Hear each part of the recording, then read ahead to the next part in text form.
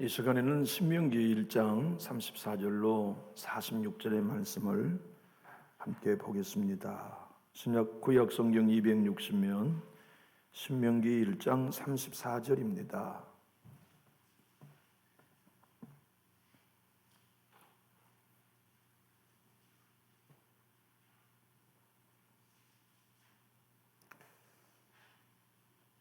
박전우님 히터 좀 꺼주실래요? 장로님 히터. 여기가 너무 더워가지고 지금. 예. 34절 말씀입니다. 여호와께서 너희의 말소리를 들으시고 노하사 맹세하여 이르시되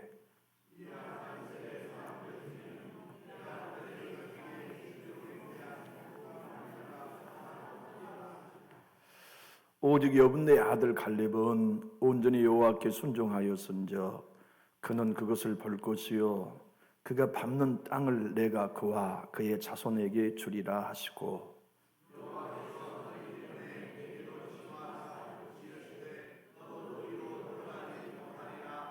내 앞에 서 있는 눈의 아들 여호수아는 그리로 들어갈 것이니 너는 그를 담대하게 하라. 그가 이스라엘에게 그 땅을 기업으로 차지하게 하리라.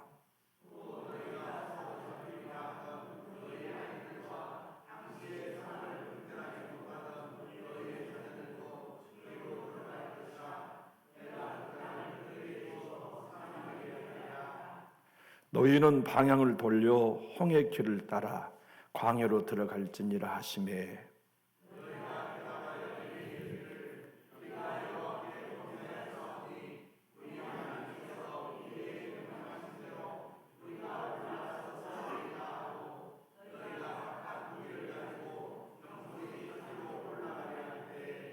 여호와께서 내게 이르시되 너는 그들에게 이르기를 너희는 올라가지 말라 싸우지도 말라 내가 너희 중에 있지 아니하니 너희가 대적에게 패할까 하노라 하시기로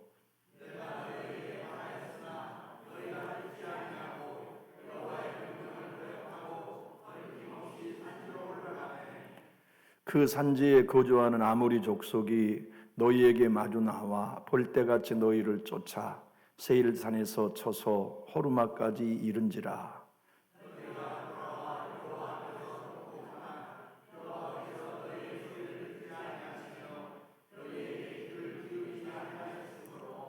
너희가 가데스에 여러 날 동안 머물렀나니 곧 너희가 그곳에 머물던 날 수대로니라. 아멘. 위대한 별이 떨어지죠. 모세의 말입니다.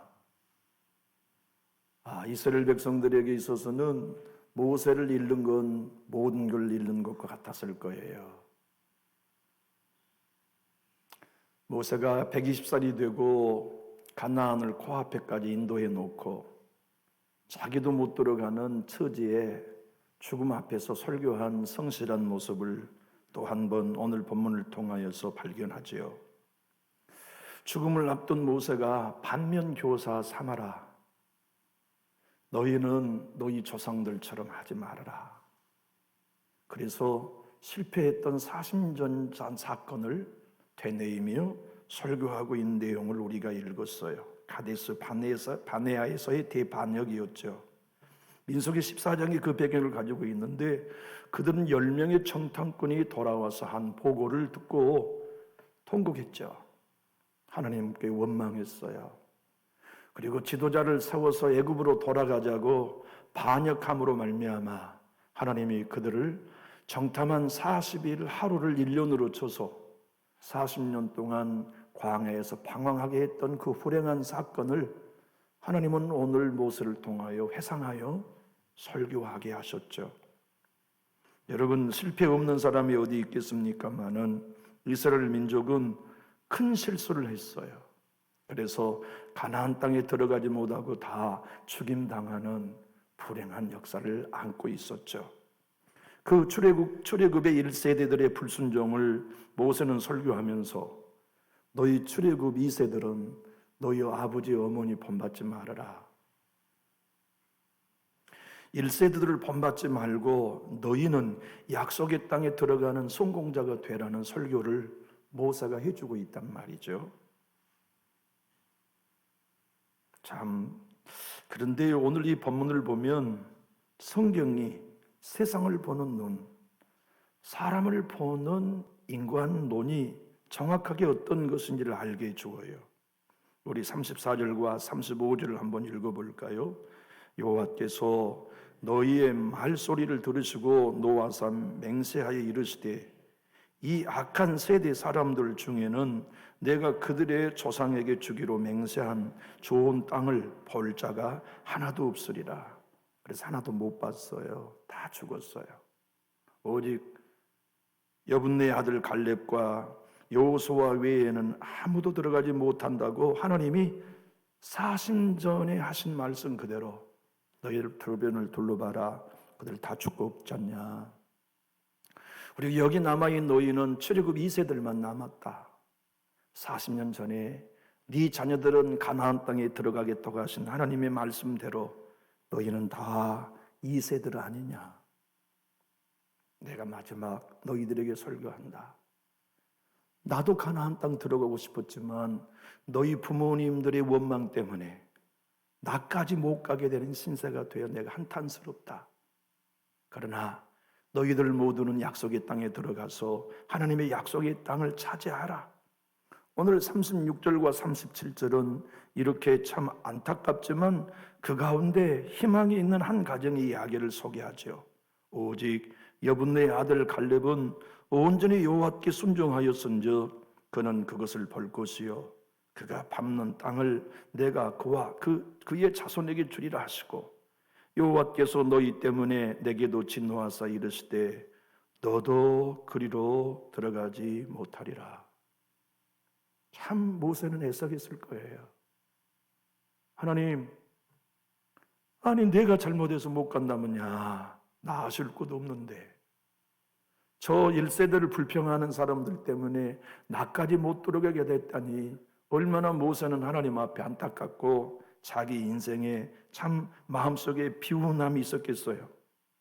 그런데 오늘 모세를 통하여 하나님이 세상을 바라보는 눈, 사람을 바라보는 눈을 정확하게 우리에게 계시해 주어요. 그것은 뭐냐면 이 세대는 악하다는 거예요. 그래서 오늘 본문의 말씀 34절과 35절을 다시 한번 읽어볼까요? 여호와께서 너희의 말소리를 들으시고 노하사 맹세하여 이르시되 이 악한 세대 사람들 중에는 내가 그들의 조상에게 주기로 맹세한 좋은 땅을 볼 자가 하나도 없으리라. 그럼 생각해 보세요. 출애굽기 1세대의 사람 모두 다 기적을 경험한 사람들이에요. 우리보다 체험 훨씬 많이 했어요. 여러분 10가지의 재앙 속에서 그들이 보호받을 때 얼마나 행복했을까요? 피의 재앙, 메뚜기의 재앙, 이의 재앙, 개구리의 재앙, 내 집은 안 오고 애굽 사람의 집에만 오는 그 재앙들을 통과했던 그들을 좀 한번 상상해 보십시오. 얼마나 하나님의 기적을 많이 본 사람들입니까? 흑암의 재앙을 지나고 마지막 장자의 재앙이 내 집에 어린 양의 피 하나 때문에 임하지 않을 때 얼마나 신나고 감격스럽고 놀라웠겠어요. 맞아요. 그들은 노예였기 때문에 품삯 하나 받지 못했지만 하나님은 그들에게 보상해 주셨지요. 다 집집마다 찾아가라. 그럼 애굽 사람이 어서 가라고, 어서 가버리라고 너희들에게 은금 폐물을 줄 것이다.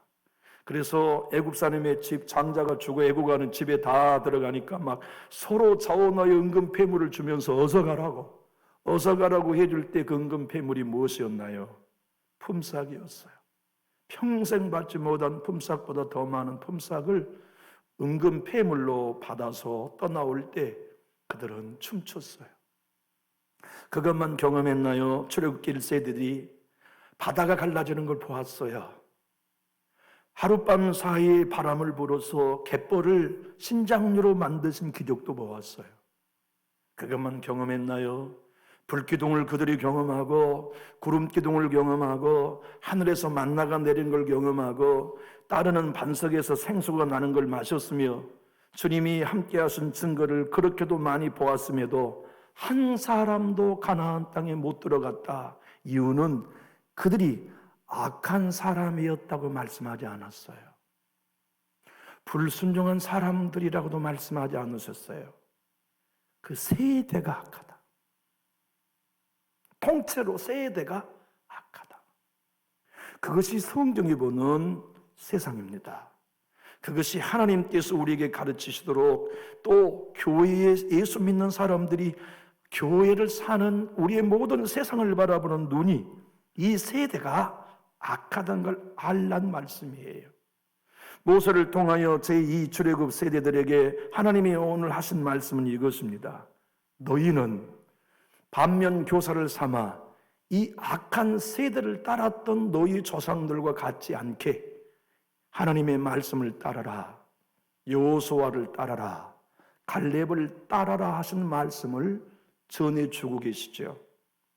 교회 여러분, 그 시대가 악한 세대였다면 지금은 어떨까요? 그 세대 전체가 악한 세대였다면 오늘 사는 4천년이 지난 지금은 어떨까요?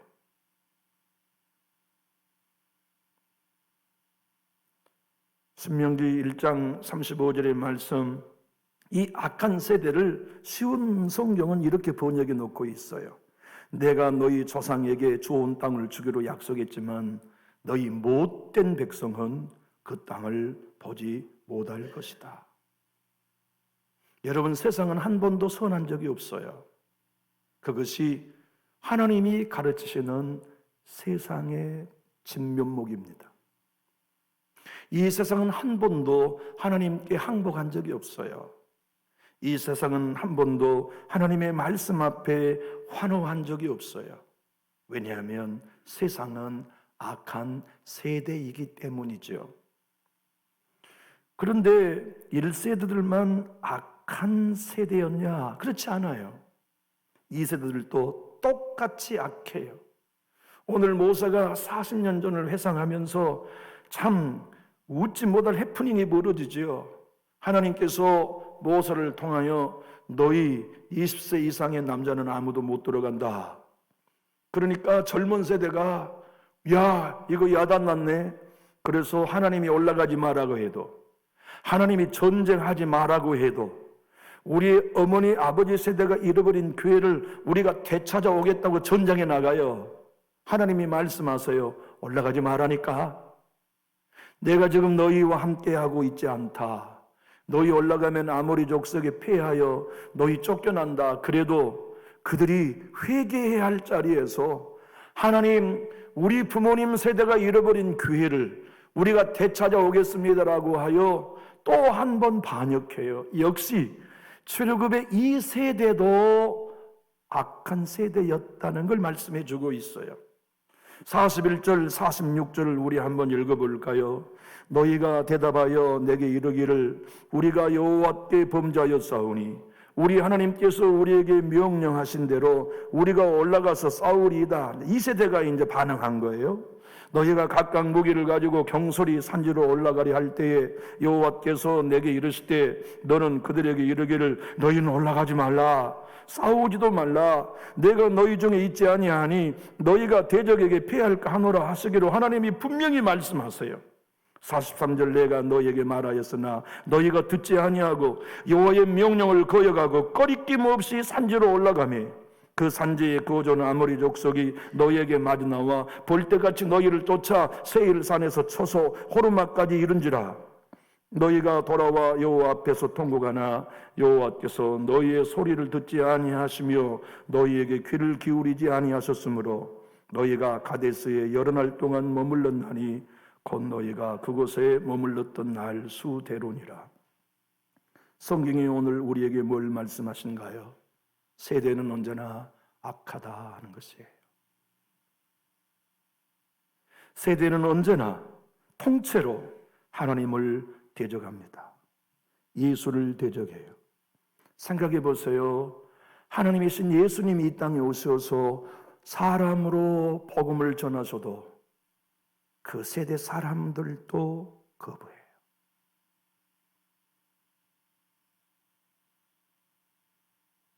사도 바울과 베드로 사도와 요한 사도와 바들로메 사도가 어딜 가나 복음을 전해도 그 세대가 복음을 거절해요. 그것이 세상을 바라보는 하나님의 시각이고 성경의 가르침이라는 걸 세상 사람은 몰라도 교회는 알아야 하죠. 우리가 사는 이 세대는 악한 세대입니다. 다만 교회는 이 악한 세대의 풍조를 따르지 아니하고 성경을 따라가는 곳이어야 하는 것을 하나님이 오늘 간절하게 우리에게 가르쳐 주고 계시죠.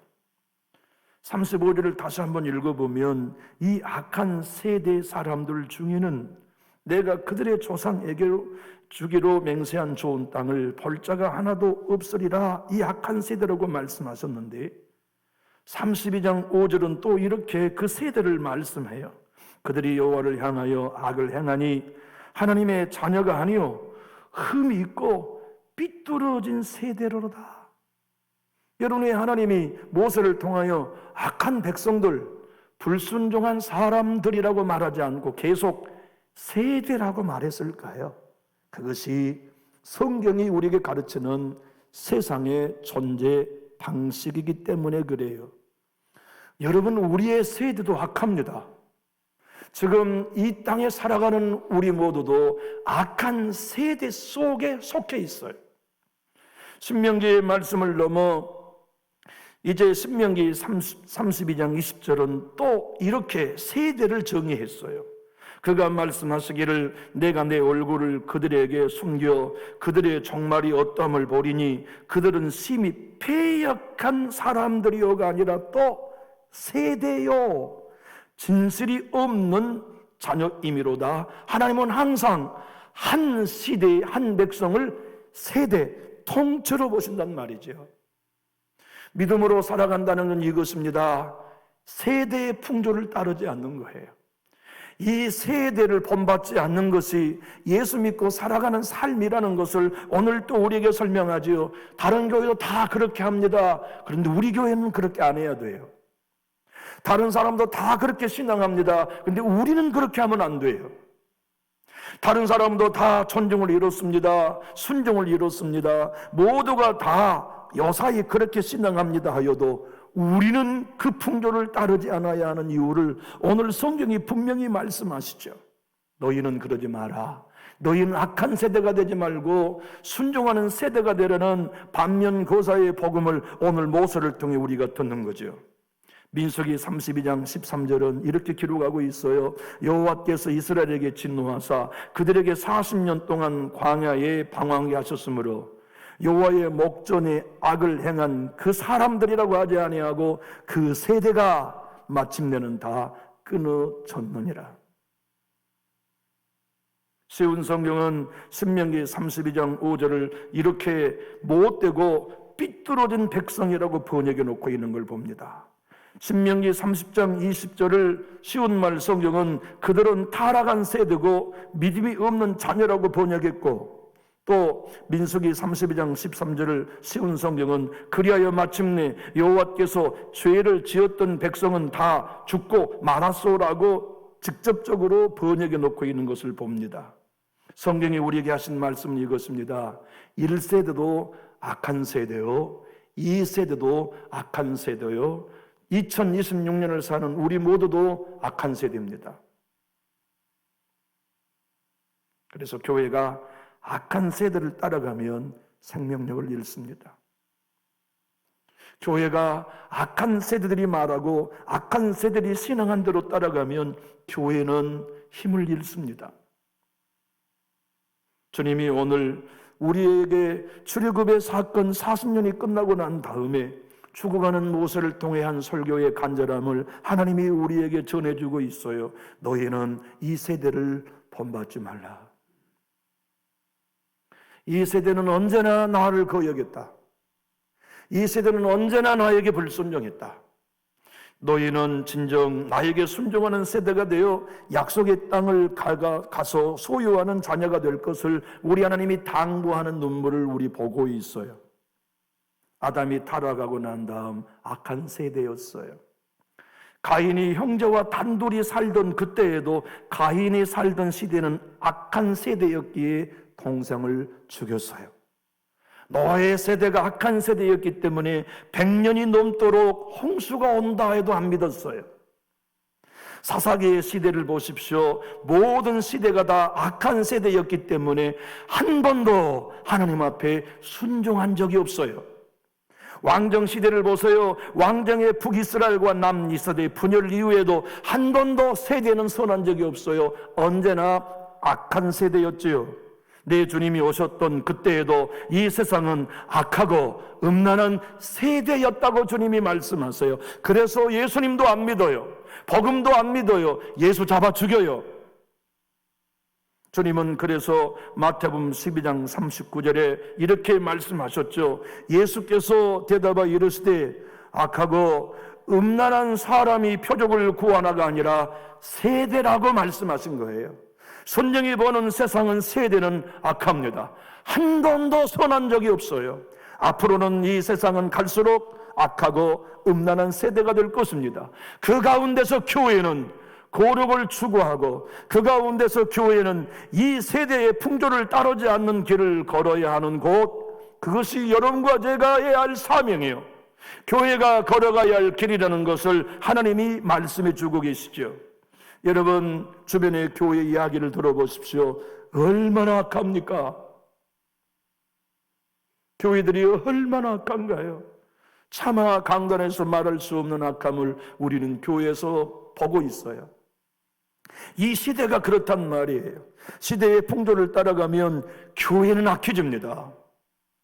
이 악하고 음란한 세대를 쫓지 아니하고 우리 주 예수를 쫓아 복음으로 살아내는 일을 교회 아닌 우리 누군가는 해야만 해요. 마틴 노이스 목사님은 영적 축복이라는 책에서 이 악하고 음란한 세대를 이렇게 설명해요. 악하다고 하는 말은 하나님의 방법과 원리를 무시하고 세상의 방법대로 살아가는 삶을 의미한데 그것은 영적 결핍을 의미한다. 눈으로만 보여지는 것만 보고 영적인 일은 전혀 보지 못하는 세대를 우리 예수님이 악한 세대라고 표현했고, 음란한 세대란 분명히 남편이 있는 이스라엘 백성이 항상 외간 남자에게 눈길을 돌리듯 이방 신을 섬길 때마다 음란한 백성이라고 말했듯이 교회 안에 예수를 믿으면서도 예수로 만족하지 아니하고 배 속에서 다른 것을 섬기려 찾는 오늘날의 신앙인들을 가리켜 음란한 세대라고 표현했다고 설명해 줍니다. 교회 여러분, 우리에게 구원이 예수 십자가로 충분하다고 고백할 수 있나요? 오늘 우리가 노래한 것처럼 나는 예수 십자가 하나로 충분합니다가 내가 그 십자가로 죄 용서받고 그 십자가의 은혜로 의롭다함을 얻고 그 십자가의 은혜로 하나님 자녀가 되었다는 걸 충분하다는 걸 우리가 믿고 있나요? 내 삶에 벌어지는 많은 일들 가운데서 영의 눈을 떠서 하나님이 일하고 계시네, 하나님이 역사하고 계시네, 하나님이 말씀하고 계시네, 하나님이 이끌어가고 계시는 게 우리의 눈에 보입니까? 영적 결핍이 아닌 영적 풍성함이 우리의 삶에 있나요? 주님도 출애굽의 세대들에게 이 악한 세대라고 말씀하신 것처럼 당신이 서서 말씀을 외친 듣고 반응한 그들에게 이 악하고 음란한 세대라고 했다면 베드로 사도도 똑같이 설교했습니다. 사도행전 2장 40절 또 여러 말로 확증하며 권하여 이르되 너희가 이 패역한 세대에서 구원을 받으라. 이 패역한 죄에서 구원받으라가 아닙니다. 이 패역한 세대 모두가 죄에 물들어 자기를 사랑하고 돈을 사랑하고 사랑이 식어지고 서로 이간질하며 미워하며 원한을 품으면 풀지 않는 이 악한 세대에서 구원받아 세대 따르지 말고 예수 따르라는 것이 성경이 우리에게 가르친 복음의 외침이지요. 남전역교회는 어떻습니까? 교회만 나가면 은혜가 넘치는 세상의 이 세대와는 달라 그곳에 가면 허물이 드러나지 않아. 남준지 교회에 가면 내 약점이 드러나지 않아. 교회에서는 모두 다 내 허물을 덮어주고 나의 연약함을 이해해주고 나를 돌보며 격려해주어, 이게 우리 교회가 이 악한 세대를 본받지 않는 교회로 가는 길이에요.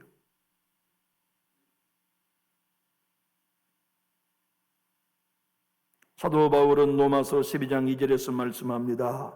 너희는 이 세대를 본받지 말고, 성경이 끊임없이 말하는 건 이 세상은 악하고 선한 사람이 존재하는 곳이 아니라 언제나 악한 세대다.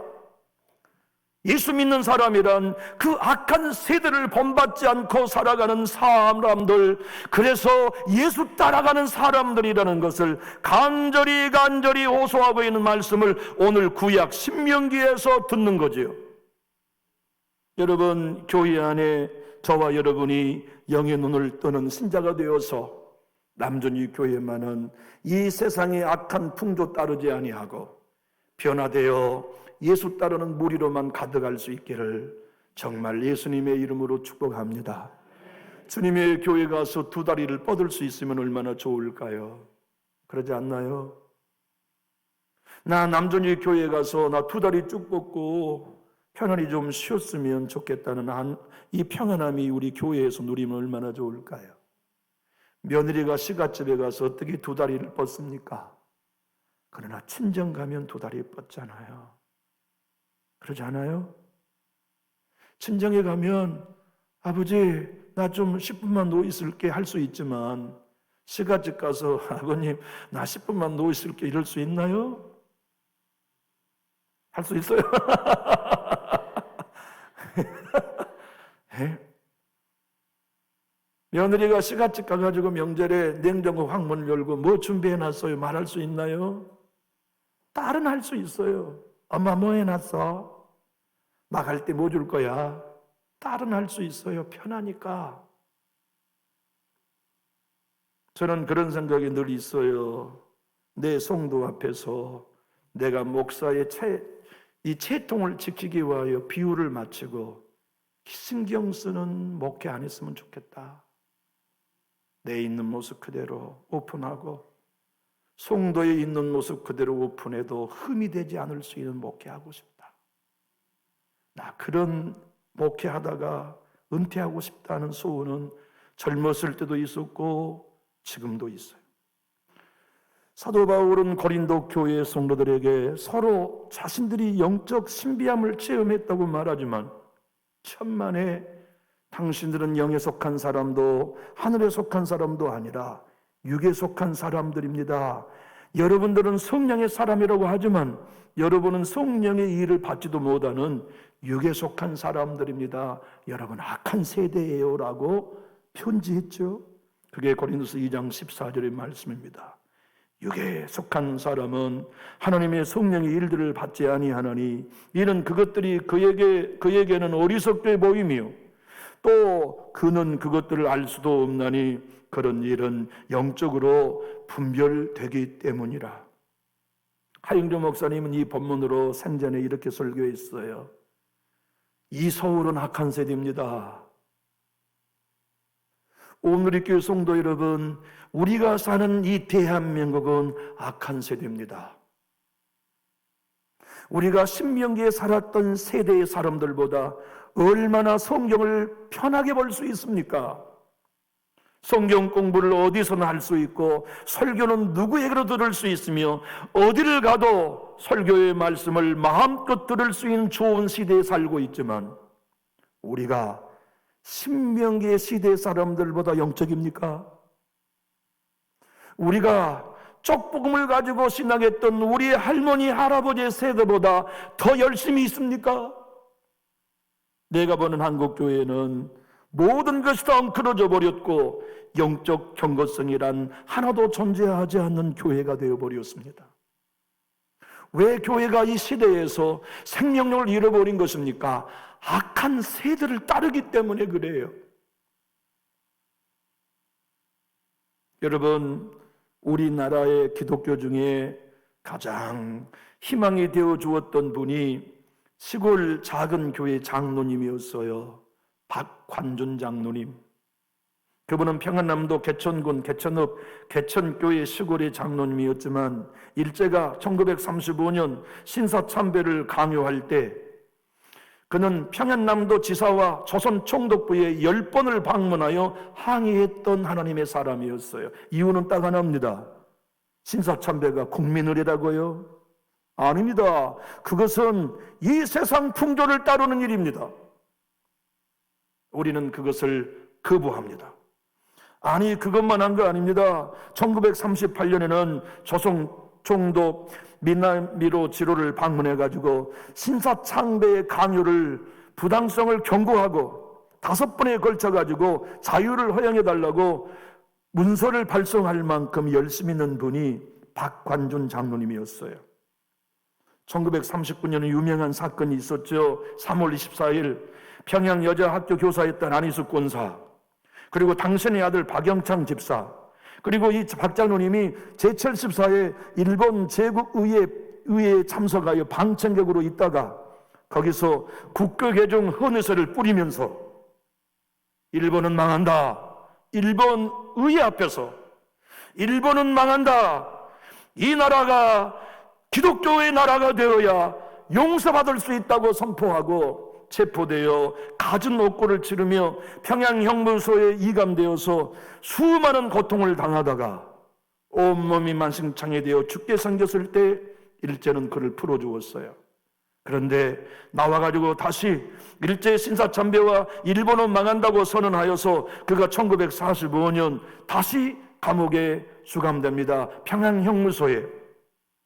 그때 그는 수감 받고 있는 동지들에게와 간수들에게 이렇게 얘기합니다. 하나님이 말씀하셨습니다.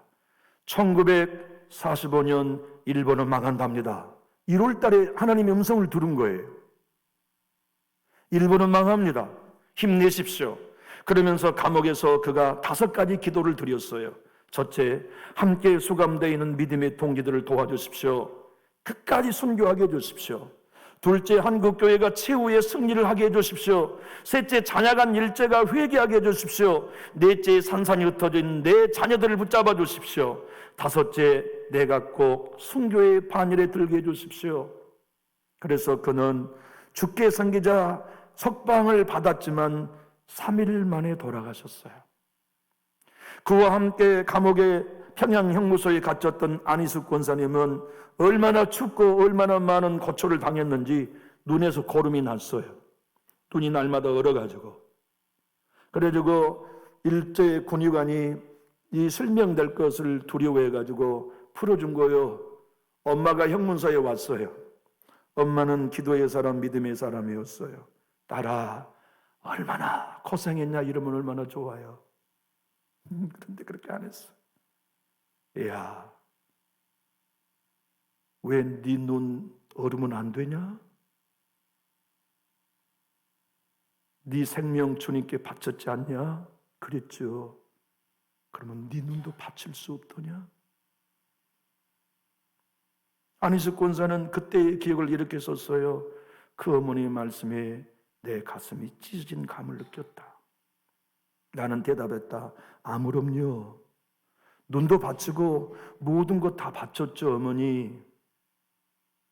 어머니는 또 이렇게 했어요. 주님께 일단 드렸으면 네 생명은 네 거 아니지 않냐. 주님께 한번 바친 내 몸과 내 생명은 주님이 알아서 잘 책임져 주실 것인데 왜 네 눈이 뭘 걸 염려하냐. 주님이 그 능한 지혜로 다 좋게 하실 것이다. 너나 내가 눈이 어두워야 좋은 것 같으면 하나님이 눈이 어둡게 하실 것이고, 눈이 떠져야 된다면 주님이 치료해 줄 것인데 뭘 걱정하냐. 우리 주목사님은 도라홈, 이게 병이었대요. 도라홈으로 벌써 눈을 못 쓰는 상태가 되지 않았냐. 그래도 충성하시는 목사님을 잊었냐? 사도 바울도 눈의 가시 때문에 순교했고, 눈을 뜨고 보지 못하는 사람들이 이 땅에 예수 안에서 얼마나 많은데 네가 눈이 멀 것 같아 예수를 버리고 형무소에 나왔냐? 엄마가 그렇게 꾸짖었어요. 그래서 알았어요. 그러고 다시 형무소로 들어갔어요. 그리고 사형을 온도하려고 했던 바로 그 해에 일본이 패망하여 그 여인도 자유의 몸이 되어 미국에 건너가 목사의 아내가 되어 일생 동안 헌신하다가 1997년 10월 19일에 천국에 돌아갔어요. 주님이 오늘 여러분들과 저에게 말씀합니다. 이 약한 세대를 따르는 교회가 되려느냐? 이 약한 세대를 본받지 않는 교회가 되려느냐? 예수 이름을 부르면서 교회의 일원으로 서 있으면서 우리의 모든 관계가 세상의 악한 세대와 똑같이 반응한다면 우리 교회가 어찌 세상을 이길 수 있는 교회가 될 수 있겠나요? 여러분과 제가 오늘 결단해 보지 않으시렵니까? 나는 악한 세대에 본받지 않으리. 나는 사랑 쓰거지는 이 세대에 본받지 않으리. 나는 돈 사랑하는 이 세대에 본받지 않으리. 나는 원한을 품으면 풀지 않는 이 세대를 본받지 않으리. 나는 사용할 줄 아는 사람이 되고 용서할 줄 아는 사람이 되고 나를 부인할 줄 아는 사람이 되고 이 세대가 아닌 예수를 본받는 자가 되리. 그렇게 우리 신앙에 보면 안 될까요? 그것이 참다운 기독교요, 참다운 구약을 통한 신약의 선포요, 신약을 통한 우리의 삶의 이 명령들을 간직하며 살면 안 될까요? 여러분에게 제가 어떻게 하든 흠을 잡히지 않으려고 애써야 하는 피곤한 관계가 아니라 우리가 서로 이해하고 용납해주며 부족한 부분은 덮어주면서 그렇게 주님의 교회를 섬길 수 있다면 나는 더 바랄 것이 없을 것 같아요. 그런 교회가 된다면 교회에 오는 이들마다 이곳에 둥지를 틀지 않겠습니까? 영원히 이곳에서 천국 가는 날까지 나 예배하며 살리라. 우리 정말 약한 세대에 본받지 말고 예수 따라갑시다. 기도하겠습니다.